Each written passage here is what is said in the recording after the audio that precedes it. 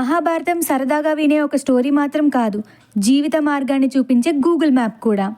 భీముడు, దుర్యోధనుడు ఒకరికొకరు శత్రువులు అనుకున్నారు. అదే సోదరులు అనుకుని ఉంటే మధ్యలో ఎంతమంది శకుని లాంటి వాళ్ళు వచ్చినా ఏం చేయలేకపోయేవారు. ఇంకా ద్రుపదుడు తనకి అవసరం ఉన్నప్పుడు ద్రోణాచార్యుని స్నేహితుడు చేసుకున్నాడు. అది తీరిపోయాక అవమానించాడు. ఏమైంది? ఉన్న రాజ్యం కూడా పోయి పగే మిగిలింది.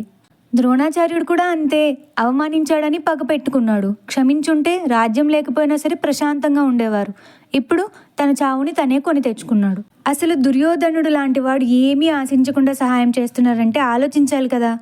కష్ట సమయంలో సహాయం చేసిన వాడు ఎలాంటి వాడో తెలుసుకోకుండా రుణపడ్డం అత్యంత మూర్ఖత్వం. రాజుని చేసి తన సామర్థ్యాన్ని చూపించుకోవడానికి కర్ణుడికి దుర్యోధనుడు సహాయం చేశాడని ఎలాంటి వాడో కూడా తెలుసుకోకుండా బానిసత్వం చేస్తాడు.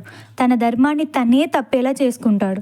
కళ్ళ ముందు చక్రవ్యూహం కనిపిస్తున్నా సరే ఆలోచన లేకుండా ఆవేశంగా వెళ్ళి దొరికిపోతాడు దుర్యోధనుడు. ఏదైనా సాధించాలంటే ఆవేశం ఎంత ఇంపార్టెంటో ఆలోచన కూడా అంతే ఇంపార్టెంట్. నాలానే మీరు అనుకున్నారా లేదా ఇంకేమైనా అనిపించిందా?